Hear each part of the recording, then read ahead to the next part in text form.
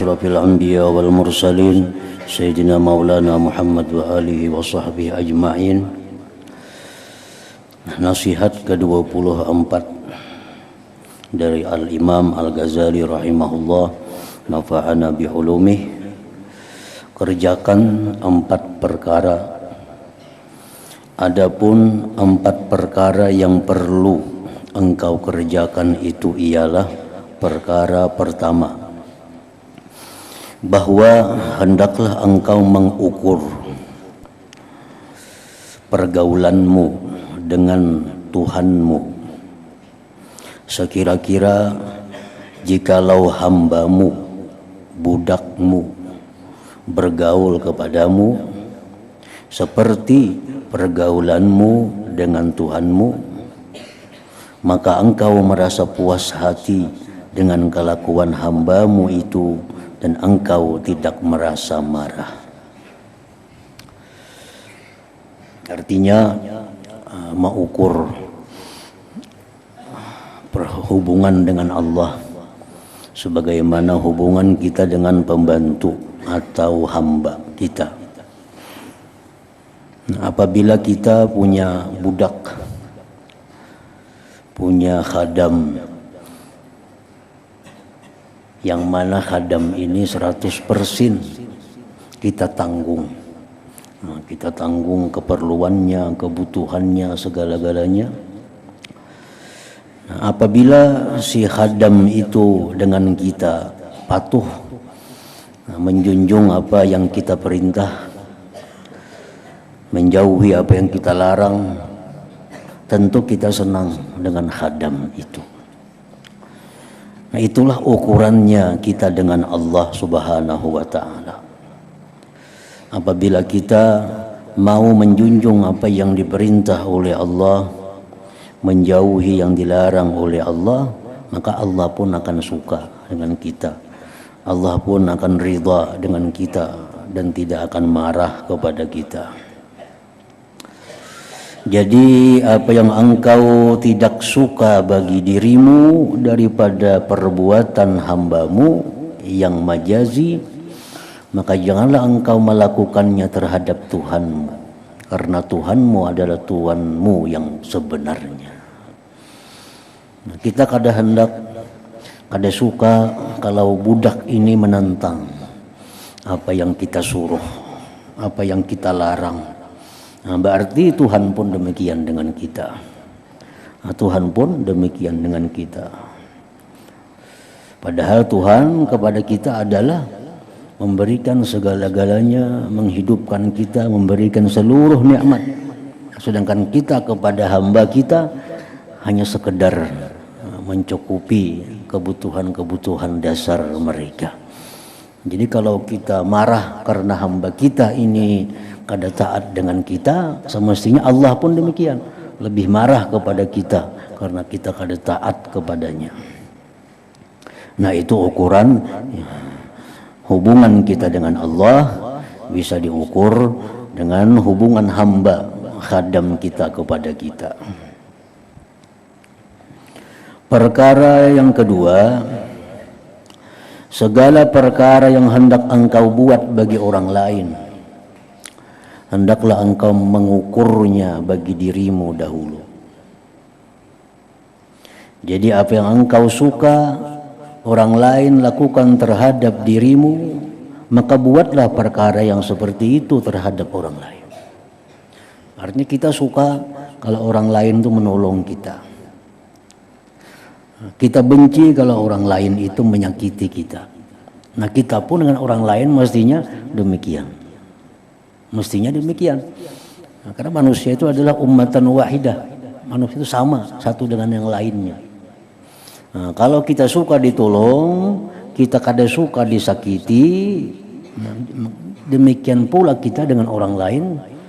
Supaya orang suka ditolong, supaya orang kada benci, jangan disakiti. Karena iman seorang hamba tidak akan sempurna sehingga ia mencintai bagi seluruh manusia apa-apa yang ia mencintai bagi dirinya sendiri. Kita suka kita masuk surga, kita pun hendaknya suka juga orang lain masuk surga. Kita senang bila kita sukses, kita pun mestinya senang juga orang lain sukses. Nah, kita senang untung banyak, mestinya kita senang juga orang lain untung banyak. Kita kada senang kalau kita rugi, kita pun mestinya kada senang juga kalau orang lain itu rugi. Nah, jadi sebelum berbuat kepada orang lain, pikirkanlah perbuatan orang lain kepada kita terlebih dahulu. Dan termasuk kesempurnaan iman seseorang bahwa dia mencintai bagi manusia apa-apa yang dia cintai untuk dirinya. Bila kita hanya hendak untung orang lain biar rugi, ini sudah kada sempurna iman. Hendak kita hanya selamat orang lain biar mati, itu sudah kada sempurna iman. Hendak kita hanya nang payu berdagang orang lain kada payu, sudah kada sempurna iman. Napa ruginya kita kalau kita payu orang lain payu, ada ruginya. Nah, cuma karena nafsu kita hendak kita hanya nang payu orang lain jangan payu. Itu sudah menunjukkan imannya kurang. Nah, kesempurnaan iman dia menyintai bagi orang lain apa-apa yang dia cinta untuk dirinya itu. Perkara ketiga, apabila engkau belajar satu ilmu atau engkau memutalaahnya, maka seyogianya bahwa ilmu yang engkau pelajari itu akan memperbaiki hatimu dan membersihkan jiwamu. Seperti halnya jikalau engkau mengetahui bahwa umurmu hanya tinggal 1 minggu saja lagi, maka sudah pasti engkau tidak akan sibuk dengan ilmu fikih yang dalam-dalam dan ilmu khilaf antara mazhab dan ilmu usul dan ilmu kalam dan seumpamanya. Karena engkau tahu segala ilmu yang aku sebutkan tadi tidak memberi faidah kepadamu.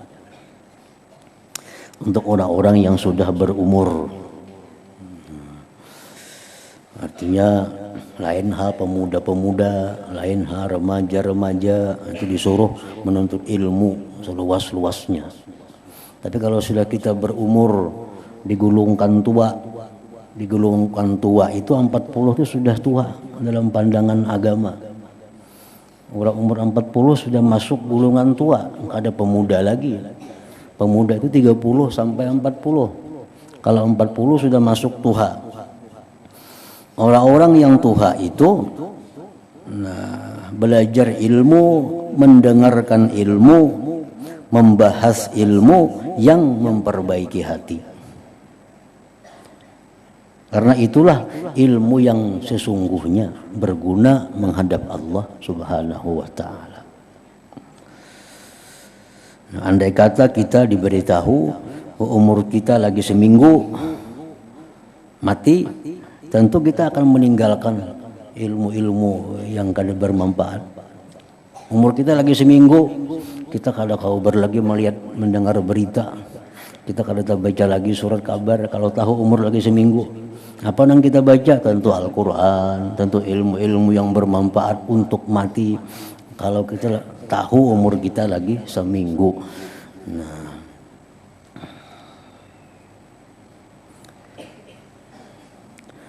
dalam keadaan ini sudah tentu engkau hanya akan sibuk dengan muraqabah hatimu, mengintai hatimu.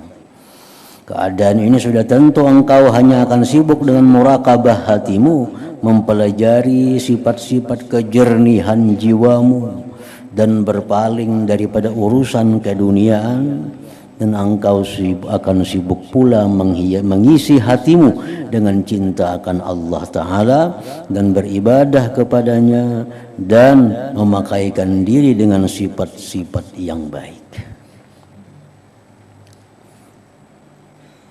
Kalau umur masih anom, utaknya masih incir lagi, nah itu ya perdalam ilmu-ilmu mazhab, ilmu mazhab Syafi'i, mazhab Maliki, mazhab Hambali, ilmu-ilmu usuluddin, ilmu-ilmu tauhid, ilmu kalam, nah perdalam. Tapi kalau sudah umur yang sudah 40 ke atas, itu kalau cucuk lagi. Cocok hanya belajar ilmu-ilmu yang mendekatkan dirinya kepada Allah, ilmu-ilmu yang membuat dirinya selalu ingat kepada Allah. Wahai anakku yang tercinta, ujar Imam Ghazali, dengarlah nasihatku ini baik-baik dan pikirkanlah isinya, semoga engkau kelak mendapat keselamatan. Amin ya rabbal alamin. Dan cobalah engkau pikirkan seandainya engkau telah diberitahu bahwa sang raja 1 minggu lagi akan datang ke tempatmu. Itu bacaannya. 1 minggu lagi akan datang ke tempatmu. Kita dapat kabar resmi, seminggu lagi raja anak datang ke rumah kita. Maka apakah kiranya yang akan kau buat selama 1 minggu ini? Apa yang kita gawi dalam seminggu itu kira-kira?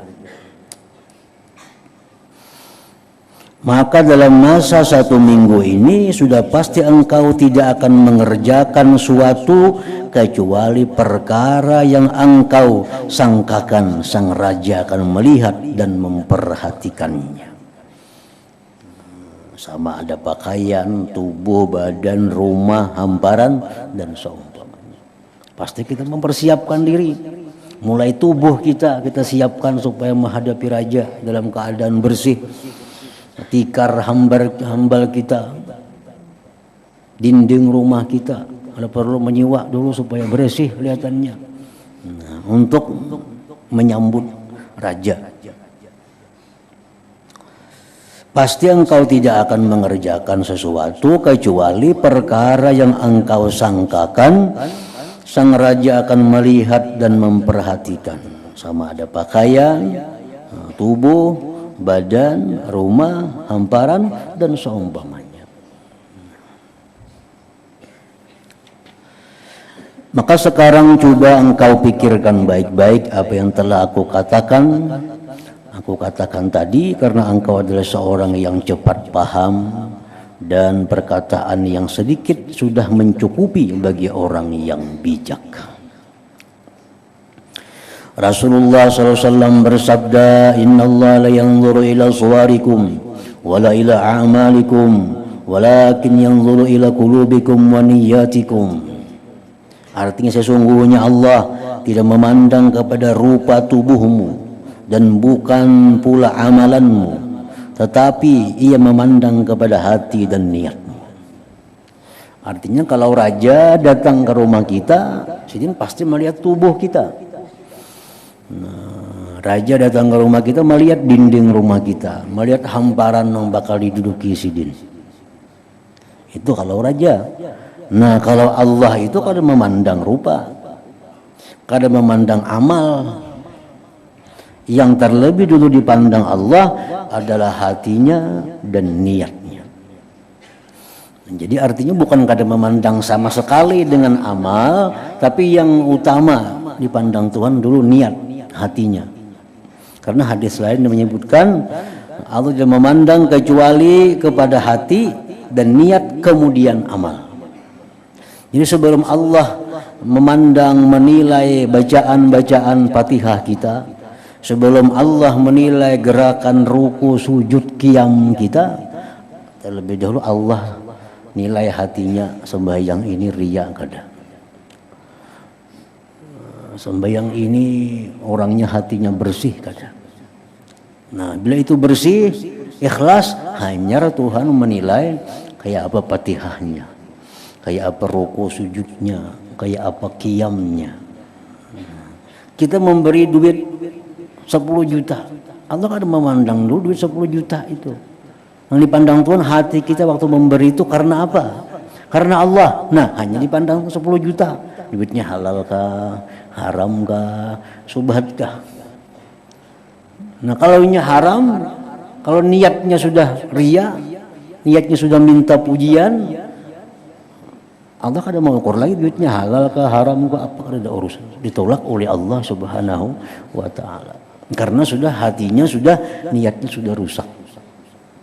Nah, jadi yang utama dipandang Allah itu adalah qulubikum, hati kalian, wa niyatikum, dan niat kalian.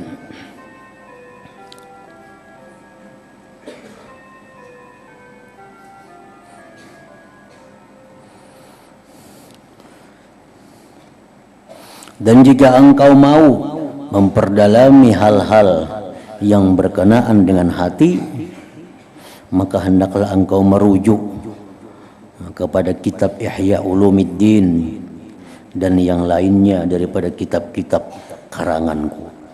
Dalam Ihya Ulumuddin lebih lengkap segala macam sifat-sifat yang terpuji, bagaimana cara memakainya. Disebutkan di sana sifat-sifat kita yang tercela, bagaimana cara membersihkannya. Nah, di situ ada. Ilmu ini, ilmu kebersihan hati, adalah termasuk ilmu yang fardu ain. Kita belajar ikhlas itu fardu ain. Belajar ikhlas itu fardu ain. Jadi wajib tiap-tiap orang muslim belajar ikhlas itu kayak apa. Itu fardu ain. Belajar kayak apa caranya membuang riya di dalam hati. Itu fardu ain mempelajari itu. Belajar ilmu supaya sabar. Macam apa? Nah, fardu ain. Belajar ilmu syukur, fardu ain. Artinya fardu ain itu, misal di rumah itu ada berlima, kelima-limanya wajib tahu. Lain hal ilmu zakat misalnya, itu dalam sarumah saya ginang tahu cukup. Nah, ilmu apalagi misalnya ilmu-ilmu yang fardu kifayah, cukup sekampung satu orang cukup. Tapi kalau ilmu fardu ain, nah itu tiap-tiap orang. Tiap-tiap orang.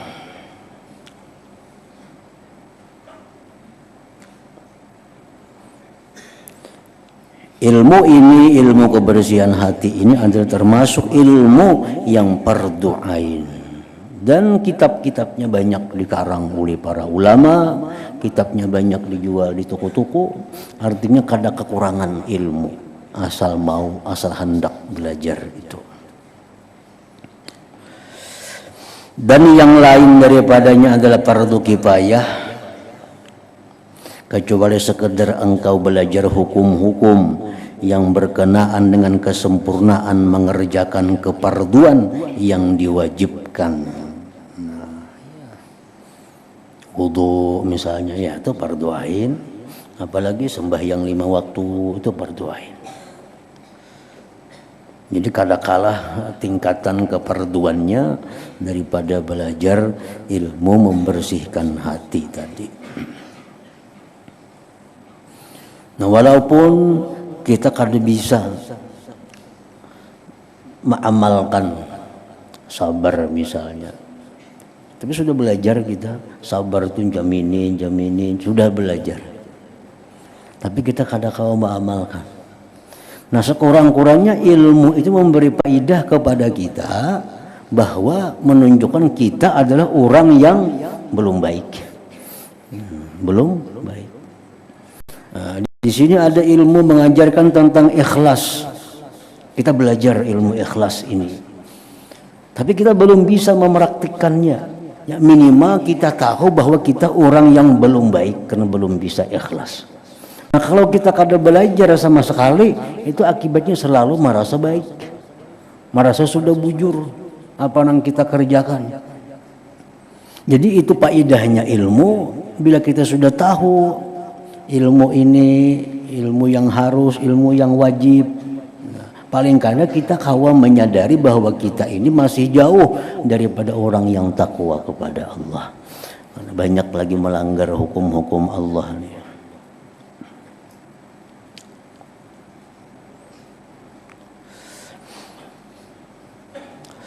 Nah, perkara keempat, bahwa engkau jangan menghimpunkan harta dunia lebih banyak daripada cukup makan setahun.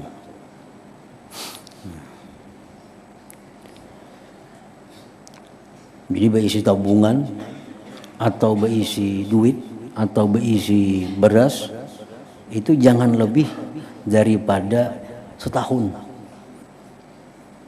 Jangan lebih daripada setahun.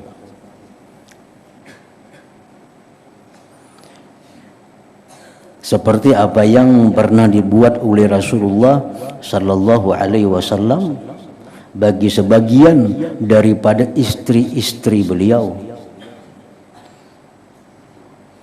Dan beliau bersabda, Allahumma ja'al quta ali Muhammadin kafafa. Artinya, ya Allah, jadikanlah makanan keluarga Muhammad ini hanya secukupnya saja. Dan Nabi SAW tidak mempersiapkan makanan cukup setahun ini bagi kesemua istrinya, tetapi hanya bagi mereka yang lemah imannya saja. Adapun istri beliau yang kuat iman, maka Nabi SAW hanya mempersiapkan baginya makanan untuk sehari setengah saja.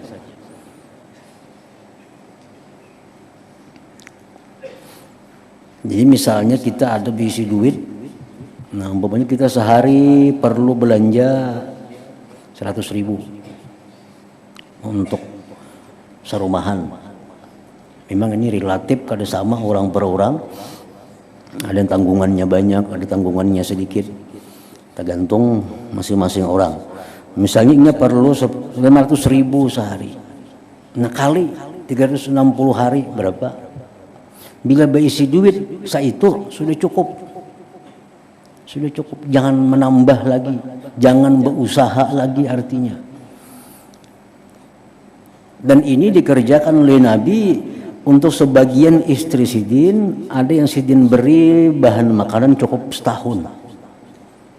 Tapi bagi bini-bini Nabi yang kuat iman seperti Aisyah radhiyallahu anha, Hafsah radhiyallahu anha, itu ada makanan cukup hanya untuk 1 hari. Kayaknya esok berpikir lagi makan apa. Nah itu dasarnya demikian.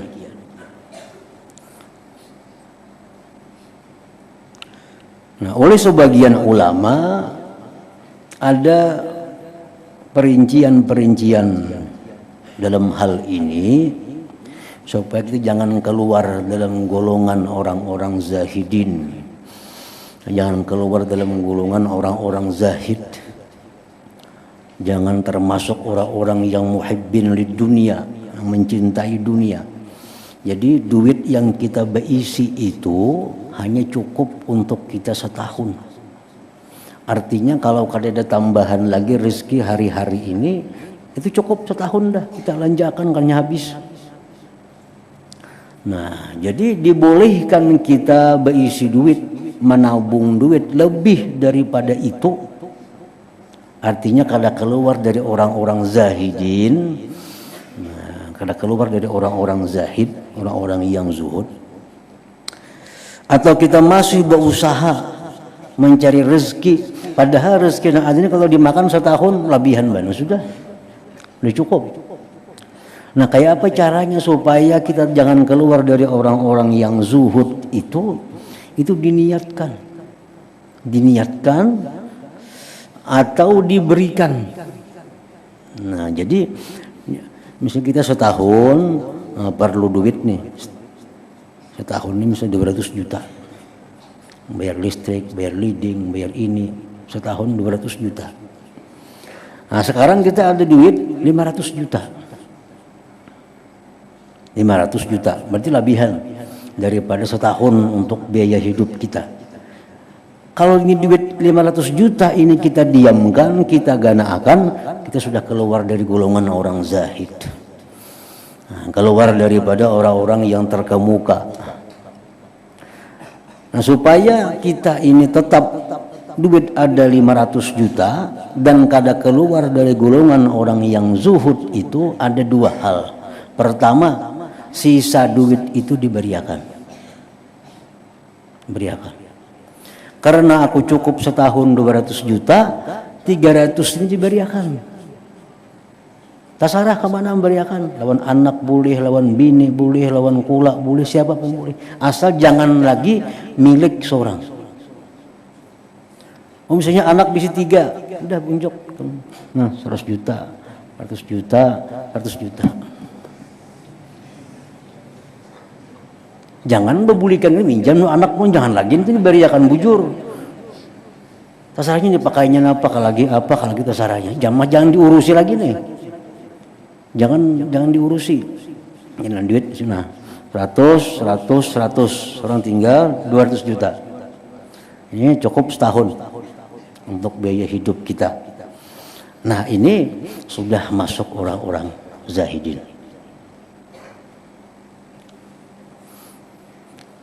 Cara yang kedua,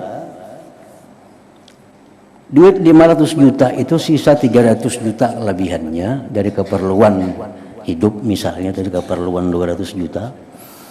Nah, ini kalau diberiakan duit 300 juta, kada aku beriakan kepada anak, kada aku beriakan kepada bini, cuma ini duit 300 juta ku simpan dan ku gunakan untuk membantu orang-orang yang satu saat kena perlu bantuan. Nah, jadi simpan duit 300 juta. Oh, ada kena orang garing, kasihannya kada kau berobat, bariin. Oh, ada orang nang ini kada kau sekolahnya sekolah, ungkusi. Jadi duit yang 300 juta tadi. Nah, walaupun duit itu dalam setahun kada habis 300 juta itu, nah, tetap kita masuk dalam golongan orang-orang zahid, dalam orang-orang yang zahidin, orang-orang yang zuhud. Sama kita berusaha ya sama aja. Misal duit ada 200 juta, ini mestinya diam aja lagi, mengaji, nuntut ilmu, beramal, silaturahmi, kada perlu ke pasar lagi. Duit sudah cukup segan setahun nih. Ini duit di lemari cukup segan setahun, kena sehari juhud, setahun habis kena. Nah, jadi ini duit 200 juta tetap ada, tapi hendak itu bercari masih. Nah, hendak juga berdagang, hendak berusaha. Nah, supaya kada termasuk orang yang hubbud dunia, hendaknya berdagangnya itu diniatkan bahwa keuntungan dari daganganku ini adalah untuk membantu kaum muslimin dan muslimat, baik diri mereka macam memberi makani atau mengobati, atau untuk mendirikan syiar-syiar Islam. Nah, jadi misal berdagang hari ini kita di pasar dapat untung berapa? Dapat untung 50.000 misalnya. Nah, dipotong ongkos jalan, ongkos ini sekian, sisanya diniatkan untuk kepentingan Islam. Nah, itu pun juga kita kada termasuk orang yang hubbud dunia.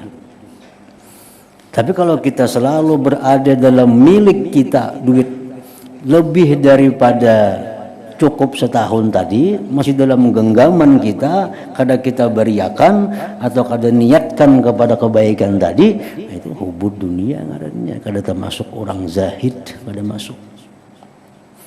masuk orang zahidin. Jadi ayo ikuti 1 miliar, 3 miliar, 4 M, ikuti aja kada apa-apa. Tapi niatakan ini kayaknya untuk orang-orang yang bahajat duit nih. Nah, Tuhan tahu aja lawan niat kita, bujur atau kada Tuhan tahu. Ada kayaknya orang datang minjam duit, Bang, adakah? Kenapa minjam duit? Nah, ini keperluannya mendesak. Nah, kalau niat kita mulai asal untuk itu, pinjami. Nah, jadi itu kada tagulung kita dalam orang-orang yang hubbud dunia tadi. Ayo simpan 10 miliar kada apa-apa. Nah, cuma niatkan tadi sisanya daripada keperluan hidup setahun itu untuk membantu kaum muslimin dan muslimat.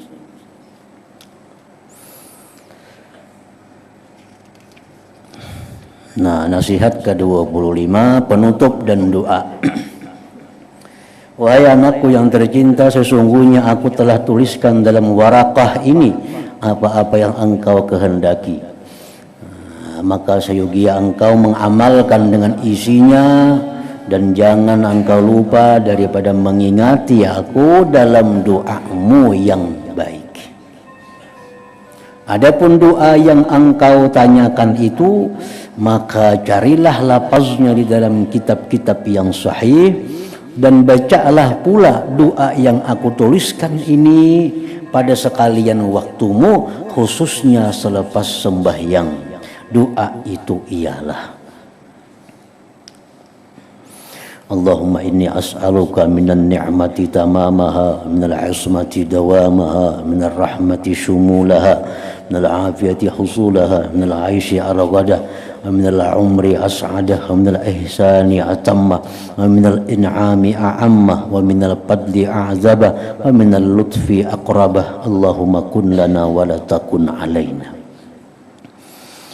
Ya Allah, aku mohon akan engkau daripada nikmat itu yang paling sempurna, dan daripada pemeliharaan itu yang paling kekal, dan daripada rahmat itu yang paling menyeluruh, dan daripada afiat itu yang paling berhasil, dan daripada kehidupan itu yang paling senang, dan daripada umur itu yang paling bahagia, dan daripada ihsanmu itu yang paling sempurna, dan daripada nikmatmu itu yang paling menyeluruh, dan daripada kelebihanmu itu yang paling sedap, dan daripada lemah lembutmu itu yang paling dekat. Ya Allah, jadikan engkau senantiasa pembela kami, bukan penghukum ke atas kami. Allahumma khtim bis sa'adati ajalana wa haqqiq biz ziyadati amalana wakrin bil afiyati guduwana wa asalana waj'al ila rahmatika masirana wa ma'alana wasbub sijala afwika ala dhunubina wa munna alaina bi islahi uyubina waj'al at-taqwa zadana wa fi dinika ijtihadana wa alaika tawakkulana wa i'timadana.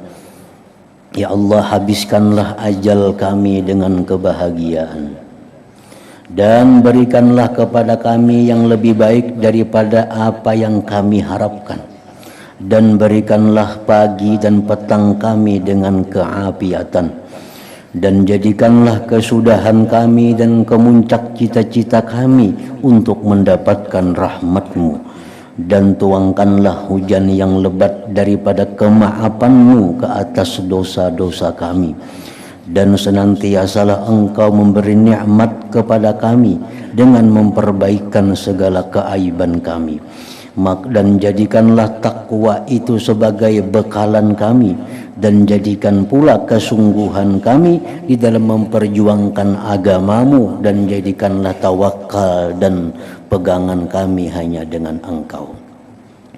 Allahumma tsabbit ala nahjil istiqamah wa a'izna fid dunya min mujibatin nadamati yaumal qiyamah wa khaffif anna thiqalal auzar warzuqna 'aishatal abrar waqfina wasrif anna syarral asrar wa atiq riqabana wa riqaba abaina wa ummahatina wa ikhwanina wa akhawatina minan nar birahmatiki ya aziz ya ghafar ya karim ya sattar ya alim ya jabbar.